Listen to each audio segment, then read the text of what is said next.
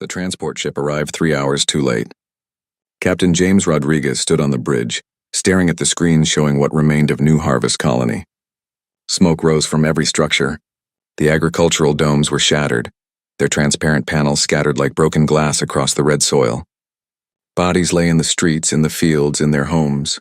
47,000 people had lived on New Harvest yesterday. Today there were none. "Sir, we're getting the same reports from Prosperity Station in Green Valley," his communications officer said, her voice shaking. "Both colonies are gone. Total casualties estimated at 47,312. Rodriguez closed his eyes. 47,000. Farmers, teachers, children, doctors, engineers. People who had traveled across the stars to grow food and build new lives. All dead. Who did this?" he asked, though he already knew the answer. "Caldrex Hegemony forces, sir. They jumped in with a battle fleet, bombed from orbit, then sent ground forces to finish anyone who survived the initial attack. It was systematic, planned." Rodriguez opened his eyes and looked at the planet below. New Harvest had been his wife's dream. She had planned to retire there, to finally see real sky and grow real food after 30 years in space. Now it was a graveyard. "Get me a channel to Earth," he said. "Command needs to see this." The message reached Earth 3 days later. Admiral Sarah Chen watched the footage in her office at Fleet Command headquarters. She had seen combat before, had lost friends and colleagues in skirmishes with pirates and territorial disputes. But this was different.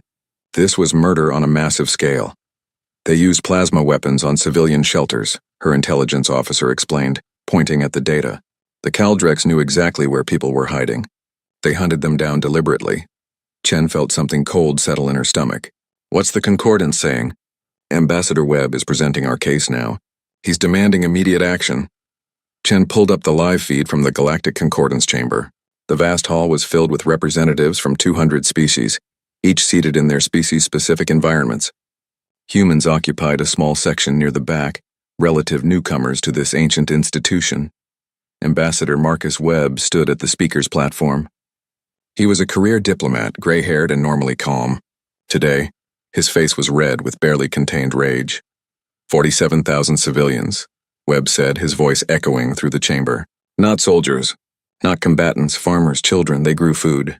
They taught school. They lived peaceful lives, and the Caldrex hegemony slaughtered them without warning, without mercy, without cause." A Caldrex representative rose from its seat. The species looked like massive crustaceans, their shells gleaming under the chamber lights. When it spoke, its translator rendered the clicks and whistles into galactic standard language. "The colonies were built on disputed territory," the Caldrex said calmly. "We filed proper territorial claims 200 cycles ago. Humans ignored these claims. We were within our rights to reclaim our space." Webb stared at the alien in disbelief. "Your territorial claim gives you the right to murder children?" "The deaths were unfortunate but necessary. Humans should have evacuated when warned." "There was no warning," Webb shouted. "Your fleet appeared and started firing immediately." The Concordance Arbiter, a floating crystalline being that served as judge, made a sound like wind chimes. "Ambassador Webb, please control yourself. Such emotional displays are inappropriate in this chamber." Webb took a deep breath, forcing himself to calm down. "Arbiter, I formally request Concordance military intervention against the Caldrex hegemony for violation of the Protection of Civilians Accord." The Arbiter was silent for a long moment. Around the chamber, representatives whispered to each other. "The Concordance has reviewed the Caldrex territorial claims," the Arbiter finally said. "They are legitimate under historical precedent laws. While the loss of life is regrettable, the Caldrex acted within their legal rights. No intervention will be authorized." Webb felt the words like a physical blow. Legal rights? They committed genocide. They reclaimed territory. The civilian deaths, while tragic, were a consequence of human trespassing. The Concordance will not intervene in legitimate territorial disputes. This matter is closed. Webb stood frozen at the platform. Around him, other representatives were already moving on to the next topic, something about trade regulations. His people had been massacred, and the galaxy's response was to call it a property dispute. He returned to the human section where his staff waited. A young aide named Sarah Martinez looked at him with wide eyes. "Sir, what do we do now?" Webb looked back at the Concordance chamber, at the hundreds of species who had just dismissed human lives as irrelevant. 80 years ago, humanity had joined this institution filled with hope, believing they were entering a civilized community of species who valued peace and justice. They had been wrong. Get me a secure line to President Volkov, Webb said quietly. Tell her we need to talk. Tell her the concordance has failed us. On Earth, President Elena Volkov sat in her office and watched the concordance proceedings. She had been president for 6 years, had guided humanity through first contact, through the integration into galactic society, through the awkward years of learning alien customs and protocols. She had believed in the dream of a peaceful galaxy. Now she watched 47,000 of her people dismissed as acceptable casualties in a property dispute. Her chief of staff entered the office. Madam President, the calls are flooding in. Every news network, every government representative, they all want a statement. What are people saying? Volkov asked. They're angry. Very angry. There are protests in every major city. People are demanding action. Volkov turned away from the screen and looked out her window at the city below.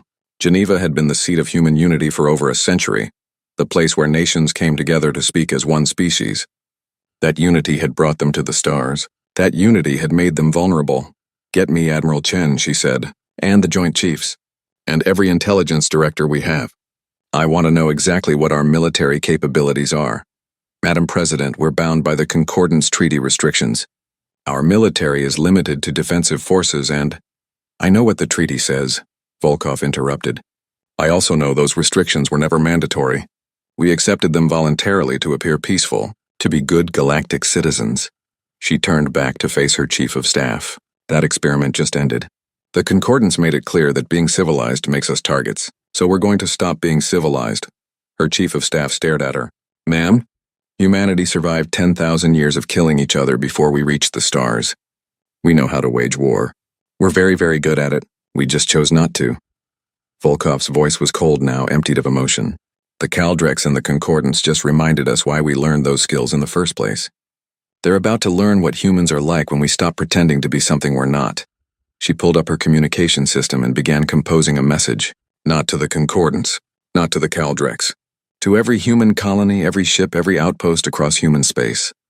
47,000 of our people are dead, she would tell them. And the galaxy calls it legal. So we're going to teach them a lesson our ancestors learned the hard way. There's a difference between law and justice, and when law fails, humans make their own justice. The message would go out within the hour. The galaxy would receive it shortly after, and nothing would ever be the same. The Galactic Concordance Chamber fell silent when President Elena Volkov's image appeared on the main display. This was unusual. National leaders rarely addressed the Concordance directly. They sent ambassadors for that purpose. But Volkov had requested emergency speaking time, and the arbiter had granted it. She stood behind a podium on Earth wearing a simple black suit. Behind her, displayed on screens, were the names of the dead. All 47,312 of them. The text scrolled slowly, a constant reminder. Members of the Concordance, Volkov began, her voice steady. 3 weeks ago, I watched you dismiss the murder of my people as a property dispute. I watched you invoke ancient laws and historical precedents to justify genocide. I watched you teach humanity a valuable lesson about how this galaxy really works. Around the chamber, representatives shifted uncomfortably. Ambassador Webb sat in the human section, his face carefully neutral. He had helped write this speech. He knew what was coming. You've known humanity for 80 years, Volkov continued. In that time, we've been model citizens. We've followed your laws, respected your customs, limited our military as you requested. We did everything possible to fit into your civilized society. She paused. But I realize now that we never told you who we really are. So let me correct that mistake. She pressed a control and the screens behind her changed. Now they showed Earth. Not the gleaming cities and peaceful farms, but something else. Images from humanity's past. This is Earth 500 years ago, Volkov said. We call this period World War II. In 6 years, humans killed over 70 million of each other. We invented weapons that could destroy entire cities in seconds. We built factories whose only purpose was murder. We committed atrocities that still haunt our collective memory. The images changed again. More wars, more weapons, more death. This is World War I, 20 million dead in 4 years. We used poison gas on each other. We shot our own soldiers for refusing to run into machine gun fire. We invented tanks, aircraft combat, and submarine warfare. Another change, medieval battles, ancient sieges, tribal warfare. For 10,000 years before we reached space, humans were in nearly constant conflict. We fought over territory, resources, religion, politics, and sometimes just because we didn't like each other. We built weapons from stone, bronze, iron, steel, and eventually atoms. We wrote books about war strategy. We made killing each other into an art form.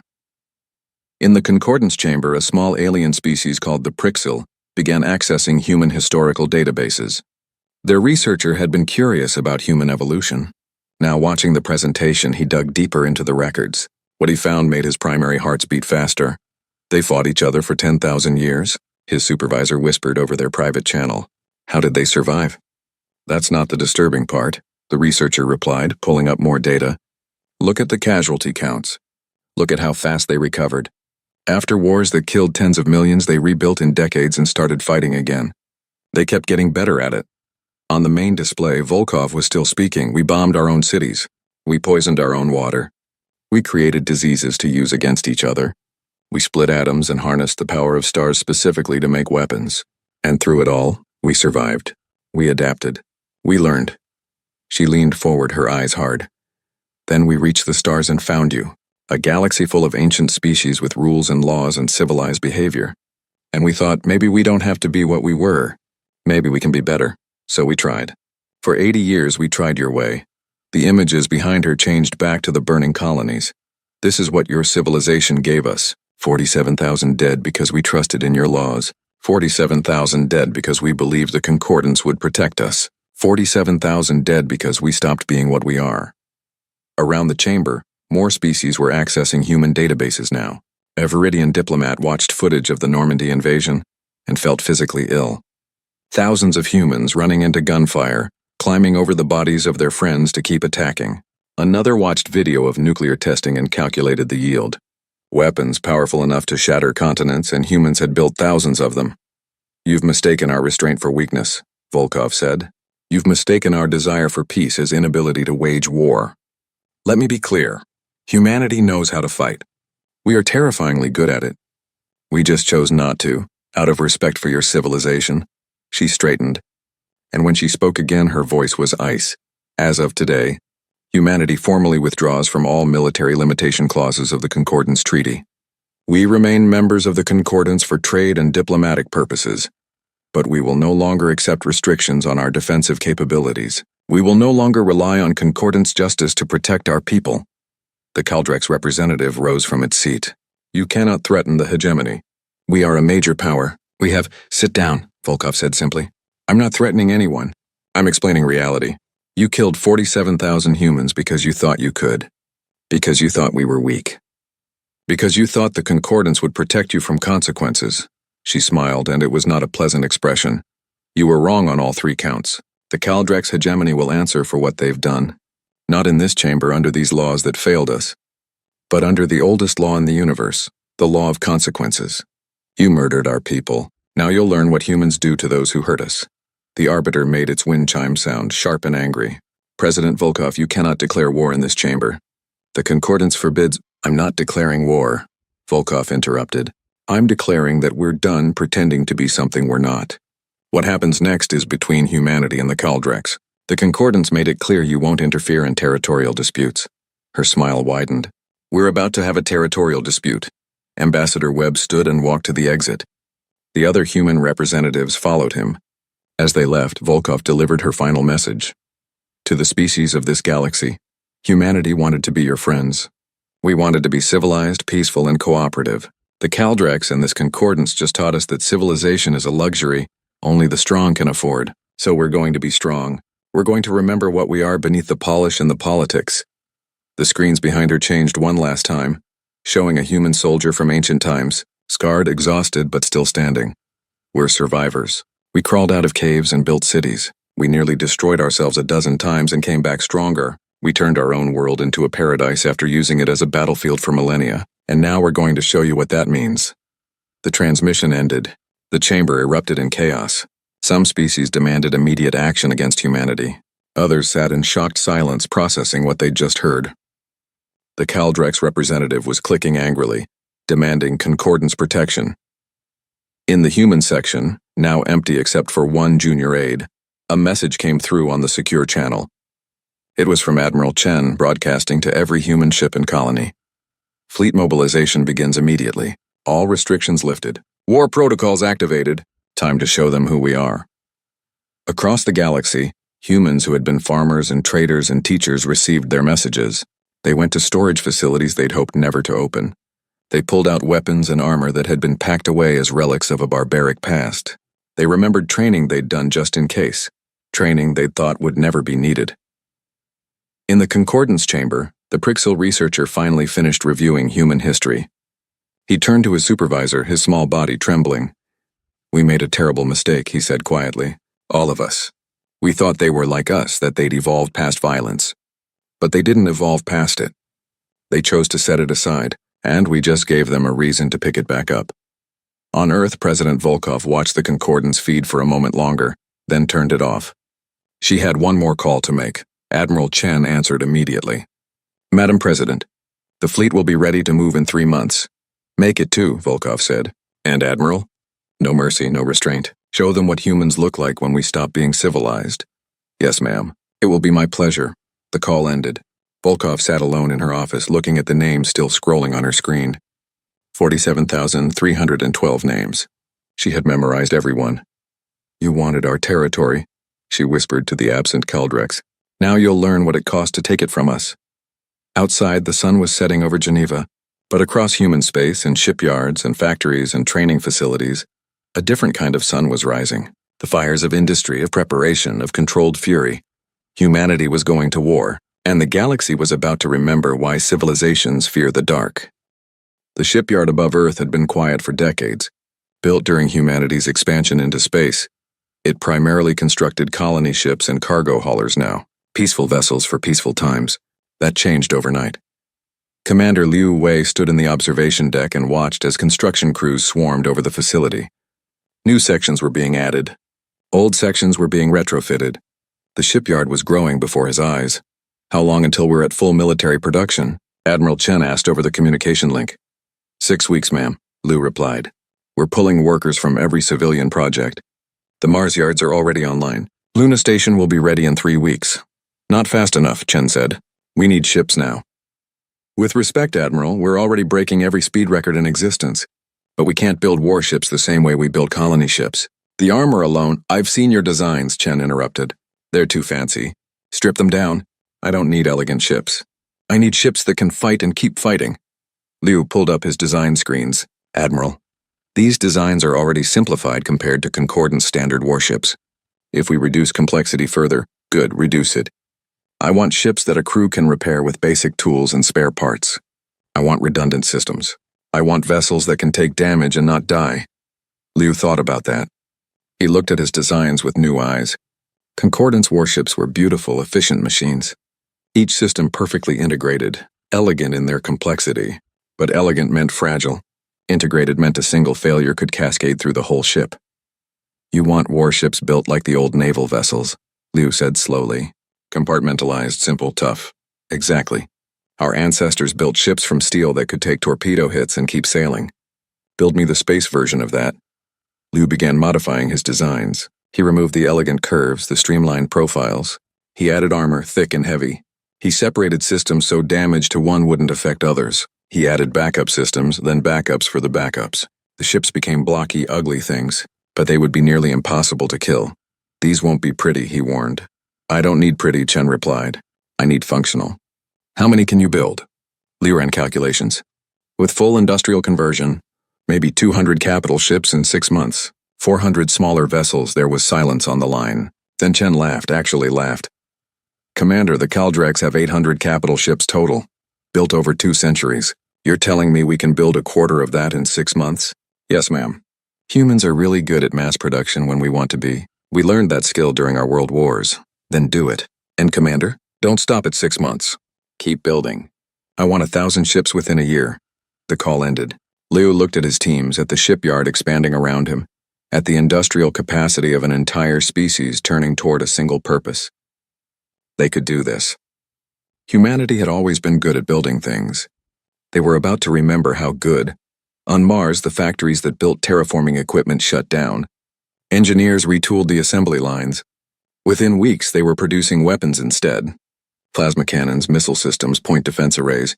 The equipment wasn't as sophisticated as Concordant standard weapons, but it didn't need to be. It just needed to work. Dr. Sarah Martinez stood in her laboratory on Luna Station, looking at the device on her workbench. It was a missile guidance system, something that had been theoretical until last month. Now it was real. This violates about 6 different concordance weapons treaties, her assistant said nervously. We're not bound by those treaties anymore, Martinez replied. They made that clear when they let our people die. But this is a kinetic kill weapon. The treaty bans those specifically because they're too destructive. Martinez looked at her assistant. The Caldrex used plasma weapons on civilian shelters. They hunted down children, and you're worried about a treaty? The assistant was quiet. Besides, Martinez continued, the treaty banned them as inhumane. But you know what else is inhumane? Genocide. So we're going to use every weapon we can think of. If the galaxy doesn't like it, they should have protected us when we asked. She packaged the guidance system and sent it to manufacturing. It would be in production by next week. Across human space, similar scenes played out. Weapons designers pulled out old files, concepts that had been shelved as too aggressive for a peaceful species. They dusted them off and put them into production. Nuclear-pumped lasers, relativistic kill missiles, autonomous hunter drones. Weapons that had been deemed uncivilized were now deemed necessary. A concordance observer named Telrix had been assigned to monitor human military buildup. It was standard procedure when a species withdrew from military limitation treaties. Telrix was supposed to report on potential threats. What he found terrified him. He sent his first report to the concordance 3 weeks after humanity's withdrawal. Human industrial capacity far exceeds estimates, he wrote. They've converted 70% of civilian production to military purposes in less than 1 month. Shipyard construction has increased by 400%. Weapons production is unprecedented. He attached data files, numbers that seemed impossible. A species building warships faster than most species could build cargo haulers. His supervisor sent back a message. Check your calculations. These numbers cannot be correct. Telrix double-checked, then triple-checked. The numbers were correct. Humans have been building things for 10,000 years, he replied. They've gotten very efficient at it. During their World War II, they produced over 300,000 aircraft in 4 years. They built entire fleets of warships in months. This is what they do when threatened. He sent another report a month later. Human warship design philosophy is concerning. Their vessels lack elegance but possess extreme durability. Test data suggests their ships can continue fighting with up to 60% hull breaches. They've compartmentalized every system. Destroyed 1 reactor, 3 backups activate. Breach the hull, automated systems seal it. Kill the crew in 1 section. The rest of the ship keeps fighting. He paused, then added a personal note. These are not ships designed for quick battles. These are ships designed for wars of attrition. Ships built by a species that expects to be hurt but refuses to die. His third report was the most disturbing. Human weapons systems show a fundamental philosophical difference from concordance military technology. We build weapons to disable ships to achieve victory with minimal loss of life. Human weapons are designed to kill. Their missiles don't just penetrate hulls, they detonate inside to maximize damage. Their cannons don't just breach armor. They fragment it into shrapnel that destroys internal systems. Every weapon system asks the same question. How do we make this more lethal? Telrix watched a test firing of a human railgun. The projectile moved so fast it was invisible. It hit the target asteroid and simply erased it, turned solid rock into expanding debris. They used to use these on each other, he whispered to himself, on their own species. In the concordance chamber, his reports were read and dismissed. The arbiter declared that humanity was within their rights to build defensive forces. Several species, including the Caldrex, laughed at the idea of human ships threatening anyone. They looked at images of the blocky, ugly vessels and saw primitive technology. They didn't see what Telrix saw. They didn't understand what those designs meant. Admiral Chen stood in her new flagship's command center. The ship was called Retribution because she believed in clear communication. It wasn't the fastest ship. It wasn't the prettiest, but it was the toughest thing humanity had ever built. All systems green, her first officer reported. Fleet reports ready status. 200 capital ships, 400 support vessels. Another 100 ships will be ready next month. Chen looked at the tactical display. 600 ships where 6 months ago they'd had barely 50 patrol vessels. She thought about the Caldrex, about their ancient fleet of 800 ships that had been built slowly over centuries. What's our current location? She asked. Earth orbit, ma'am. Set course for Caldrex space. Maximum speed. Ma'am, shouldn't we wait for the rest of the fleet? Chen shook her head. They can catch up. I've waited long enough. It's time to collect the debt. The fleet began moving. hundreds of ships accelerating away from Earth. On the hull of each vessel, painted in white letters, were the names of the dead colonies: New Harvest, Prosperity Station, Green Valley. And below them a count 47312. They weren't just ships. They were memorials. They were messages. They were promises. Back in his observation post, Telrix watched the human fleet depart. He sent one final report to the Concordance. The humans are coming. They've built a fleet in 6 months that rivals major powers who've been building for centuries. Their ships are designed for sustained combat. Their weapons are designed for maximum destruction, and they're angry. He paused, considering his next words carefully. The Concordance dismissed them as primitive. The Kaldrex dismissed them as weak. Everyone assumed that because humans wanted peace, they couldn't wage war. We were all catastrophically wrong. These are the same humans who fought themselves for 10,000 years. The same humans who built weapons powerful enough to destroy their own world. They just stopped using those skills. Now they've remembered. He sent the report and sat back, while the Kaldrex First Defense Fleet detected the human ships 3 hours before they arrived. Fleet Commander Vraxis reviewed the sensor data with what passed for amusement among his species. 600 human vessels approaching in loose formation. Primitive, blocky ships that looked like cargo haulers with guns attached. They're bringing their entire fleet, his tactical officer reported. Should we alert Second and Third Fleet? Vraxis made a clicking sound that indicated negative. 600 ships against our 800? Let them come. We'll crush this upstart species and teach the galaxy what happens when primitives challenge their betters. The Kaldrex fleet moved to intercept. They formed elegant battle formations, perfected over centuries of warfare. Each ship knew its position, its role, its function. It was beautiful, really. A dance of destruction.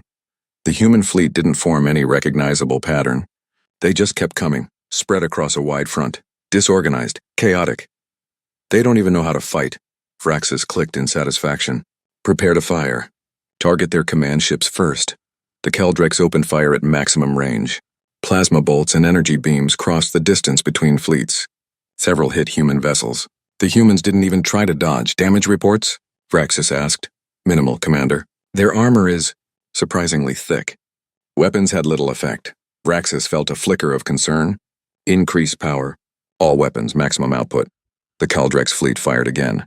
This time the weapons burned through armor, breached hulls. 3 human ships took critical damage. Vraxis waited for them to fall back or explode. They kept coming.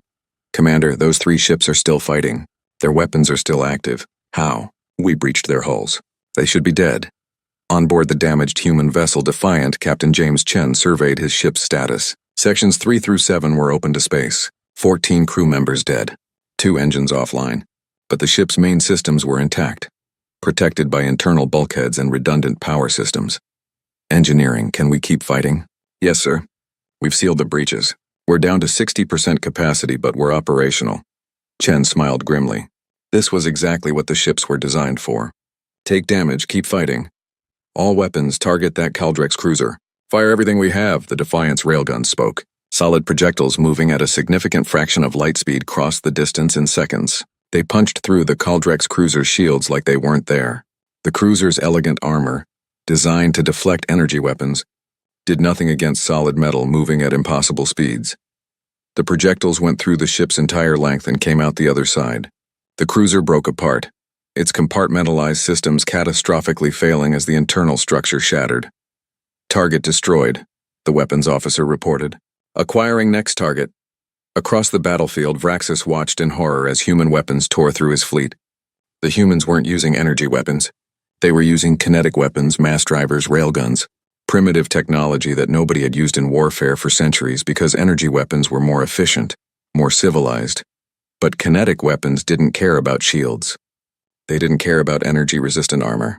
They were just metal moving very, very fast, and fast-moving metal destroyed everything it touched. Evasive maneuvers, Vraxis ordered. All ships, maximum speed. The Kaldrex fleet began to scatter, but the human fleet didn't chase them. Instead, they broke into smaller groups and began targeting supply lines and communication relays. Admiral Chen watched the battle from Retribution's command center. The Kaldrex were running, just as she'd expected. They'd won a few skirmishes over the centuries, but they'd never fought a real war. They didn't understand what war actually meant. Don't pursue the fleet, she ordered. Target their infrastructure. I want every supply depot, every fuel station, every repair facility destroyed. Cut them off. Ma'am, that will take months. Good. Let them watch. Let them see what's coming.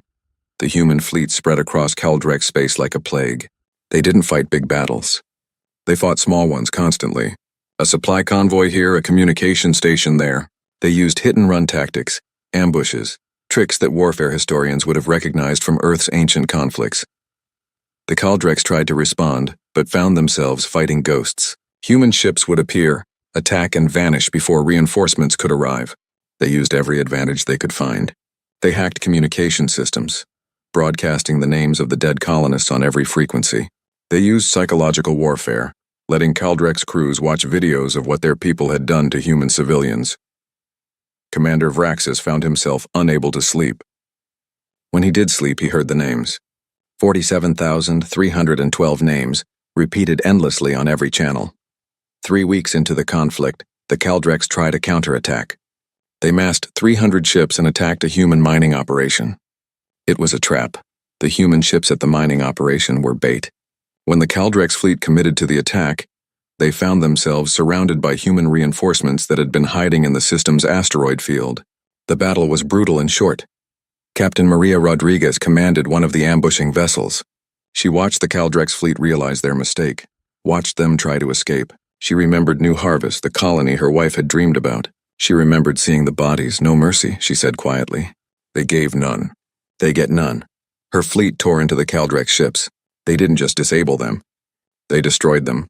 Completely. Utterly. When the battle ended, 300 Kaldrex ships had become debris fields. The Concordance sent an emergency message to the human fleet. The Arbiter itself made the call. Admiral Chen, you must cease these attacks immediately. The Kaldrex have requested Concordance mediation. You're violating... We left your Concordance, Chen interrupted. We're not bound by your rules anymore.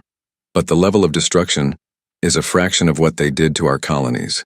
47,000 civilians. Tell me, Arbiter, how many Kaldrex civilians have died? There was silence. None, Chen continued. Because we're only targeting military assets. We're fighting a war. They committed genocide. Don't talk to me about destruction. The Concordance demands. Chen ended the call. The war continued. The Kaldrex grew desperate. They tried massing their entire fleet for one decisive battle. The humans refused to engage. Instead, they attacked Kaldrex home space, destroying orbital facilities and industrial centers. Not the planets themselves, just the infrastructure. The Kaldrex fleet rushed home to defend their core worlds.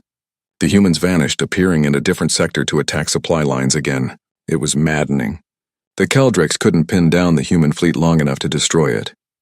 They're not fighting like a civilized species, Vraxis complained to his superiors. They use ambushes, false surrenders, psychological attacks. They don't follow any rules.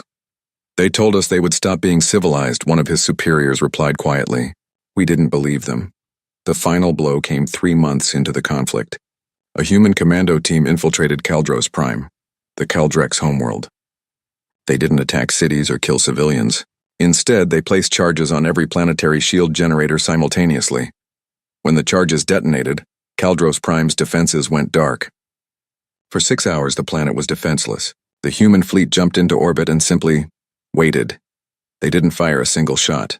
They just broadcasted a message. This is Admiral Sarah Chen of the Earth Defense Fleet. Your planet is defenseless. We could destroy it right now. We could kill billions of your people the way you killed 47,000 of ours. But we won't because we're not like you. We don't murder civilians, the message continued. Your fleet is scattered. Your infrastructure is destroyed. Your military capacity is down to 40%. You've lost this war, but you can still save your people. Surrender now. Face justice for what you did, and your civilians will be spared. Refuse, and we'll continue this war until there's nothing left of your military. The choice is yours. You have 24 hours. Across Kaldros Prime, millions of Kaldrex watched the human fleet in orbit. They had seen the footage from New Harvest. They knew what humans were capable of when they stopped being civilized, and they realized that the humans were showing more mercy than the Kaldrex had shown them. Commander Vraxis sat in his command center, looking at tactical displays showing the remains of his once mighty fleet. 800 ships had become 350. Supply lines were shattered. Morale was gone, and the humans weren't even trying their hardest. They could have done so much worse. He had called humans primitive, weak, uncivilized. He had been wrong on all counts. Contact the human fleet, he told his communications officer. Tell them, Tell them we surrender. 24 hours later, the Caldrex hegemony formally surrendered to humanity. The terms were harsh: reparations. 6 months after the Caldrex surrender, Ambassador Marcus Webb walked through the rebuilt New Harvest colony. The buildings were new, constructed from materials mined from the Caldrex reparations. The agricultural domes gleamed in the sunlight. Children played in the streets, their laughter carrying on the wind. But in the center of the colony stood a memorial. 47,312 names carved into black stone. Webb stopped in front of it, as he always did when he visited. He ran his fingers across the names, feeling the letters etched deep into the rock. "We remember," he whispered. Behind him, a young girl approached. She couldn't have been more than 8 years old. She placed flowers at the base of the memorial. "My aunt's name is here," she said quietly. "I never met her. She died before I was born." Webb knelt down beside her. "What was her name?" "Sarah Martinez. She was a teacher." Webb found the name on the stone. He remembered reading her file. 26 years old. Had taught elementary school. Had dreams of opening a library. Had died in her classroom trying to shield her students. "She was brave," Webb said. The girl nodded. "My mom says we should never forget. That's why they built this place exactly where the old colony was. So we remember what happened when we trusted others to protect us." Webb stood looking at the memorial, at the colony beyond it, at the military garrison on the hill. 200 human soldiers, a permanent presence, armed and ready. A reminder to the Caldrex and to humanity itself. Never again.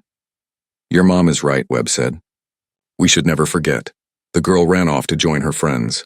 Webb watched her go, watched the children play in a place where children had died, life continuing despite tragedy. That was humanity's greatest strength, really. The ability to rebuild, to move forward, to survive. His communication device beeped. A message from Earth. President Volkov wanted to speak with him before he returned to the Concordance chamber. The holographic call connected. Volkov looked older than she had 6 months ago. The war had aged her, even though it had been relatively short by historical standards. "Ambassador Webb," she said, "I wanted to brief you before tomorrow's session. The Concordance is voting on new military limitation treaties. They want to restrict us again. 40 species have signed a petition demanding humanity accept new limits. They're afraid of us now." Webb wasn't surprised. The war had shown the galaxy what humans could do. It had shattered the comfortable assumption that ancient species were inherently superior to young ones. Now everyone was scrambling to figure out how to deal with humanity. "What's your position, Madam President?" Volkov was quiet for a moment. "I don't want to be the species everyone fears. But I also won't go back to being defenseless. We tried that. It got 47,000 of our people killed. So what do? We offer a compromise. We'll accept some restrictions, but only if they're universal. If every species agrees to the same limits we do. No special rules for ancient powers. No exemptions for Concordance founders. Everyone plays by the same rules, or we don't play at all." Webb thought about that. It was a smart move. Most of the major powers would never agree to limit their own militaries, which meant the vote would fail and humanity would have the moral high ground for refusing. "And if they actually agree," he asked, "then we have a truly equal galaxy, which is what we wanted all along." The call ended. Webb spent the night reviewing his speech for the next day. He thought about what to say, how to say it. How to balance humanity's right to defend itself with the galaxy's fear of what they'd become. The Concordance chamber was packed the next day. Every species had sent representatives. Even minor species that rarely attended were present. Everyone wanted to see what humanity would do. Webb stood at the speaker's platform. The Arbiter floated nearby, its crystalline body refracting light into rainbow patterns. "The Concordance recognizes Ambassador Webb of humanity," the Arbiter chimed. Webb looked around the chamber. Some faces were hostile, some were afraid, some were thoughtful. He saw the Caldrex section, much smaller now, their representative hunched and defeated. 6 months ago, Webb began, I stood in this chamber and begged for justice. I showed you the bodies of our dead and asked for help. You refused. You called it a property dispute and moved on. The chamber was silent. Today you want to talk about restrictions, about limits, about controlling the dangerous humans who dared to defend themselves. He paused. So let me be clear about humanity's position. He pulled up a display showing human military capacity. The numbers were staggering. Over 2,000 ships now. Weapons that made Concordance-approved technology look like toys. An industrial base that could sustain war indefinitely. We could continue building. We could create a fleet that would make every other species irrelevant. We have the capacity. We have the knowledge. We survived 10,000 years of warfare. We know things about conflict that most of you have forgotten or never learned. Around the chamber, representatives shifted nervously. But we don't want that, Webb continued. We never wanted that. We wanted to be part of a civilized galaxy. We wanted to trust in laws and justice. We wanted to believe that the Concordance would protect us. He let that sink in. You failed us. But we don't want to fail you the same way. So here's our proposal. Universal military restrictions. Every species accepts the same limits. No exemptions. No special treatment for founders or major powers. We'll restrict our military if everyone else restricts theirs equally. The chamber erupted in noise. Representatives arguing with each other, with their own delegations, with anyone who would listen. The major powers were outraged. Smaller species were excited. Everyone had an opinion. The arbiter made a loud chiming sound that meant silence. Ambassador Webb, it said. You know such restrictions would never be accepted by the established powers. Then I guess we won't accept them either, Webb replied. You can't have it both ways. You can't demand we be weak while you remain strong. That's not justice. That's not equality. That's just fear. A representative from a species called the Viridian stood. They were one of the founding members of the Concordance, an ancient and powerful civilization. The young species demands equality, the Viridian said, its voice dripping with contempt. You've been in space for barely a century. We've maintained order in this galaxy for millennia. You think you deserve the same status as us? Webb looked at the Viridian for a long moment. 6 months ago, we would have said no, he finally replied. We would have deferred to your experience, your wisdom, your age. But you know what? Age doesn't mean wisdom. Power doesn't mean justice. You've had millennia to build a fair system and you failed. You let genocide happen because it was politically convenient. So yes, we demand equality. Because we've proven we can take it if you won't give it. The Viridian started to respond, but Webb cut him off. Here's what's going to happen. You're going to vote on our proposal. If it passes, wonderful. We'll all restrict ourselves equally and build a truly fair galaxy. If it fails, humanity will continue building our military. We'll protect ourselves and any other species who wants our protection. And you'll have to live with the fact that the scary young species is now powerful enough to ignore you. He paused. The choice is yours. You can accept us as equals or you can fear us as threats, but you can't dismiss us as irrelevant anymore. Those days are over. Webb left the platform. As he walked back to the human section, he passed the Kaldrex representative. The alien looked at him with what might have been respect. You've changed the galaxy, the Kaldrex said quietly, whether they admit it or not. You changed us first, Webb replied. We would have been happy staying peaceful, but you taught us that peace is only possible between equals. So we became your equals. The vote took place 3 hours later. The universal restriction proposal failed as expected. Only 15 species voted in favor. The major powers all voted against it, unwilling to limit their own militaries. President Volkov addressed the Concordance after the vote results were announced. We gave you a chance to create a fair system, she said. You refused. So humanity will continue to maintain a military capable of defending ourselves and our allies. We're not interested in conquest or domination, but we're also not interested in being victims again. She looked directly at the camera, and Webb knew she was speaking not to the Concordance, but to every human watching. We learned a hard lesson these past months. Civilization is valuable, but it's not survival. Justice is important, but it requires strength to enforce. Peace is the goal, but sometimes you have to fight for it. She paused. We're not going back to who we were before. We can't. 47,000 of our people are dead because we trusted in systems that failed us. We honor their memory by ensuring it never happens again. We remember what we are, survivors, builders, fighters, and we'll never apologize for that again. The transmission ended. The Concordance chamber dissolved into chaos. Some species demanded sanctions against humanity. Others quietly approached Webb about defense agreements. A few just sat in shocked silence, trying to process how the galaxy had changed so quickly. Webb returned to his office and found a message waiting. It was from Admiral Chen.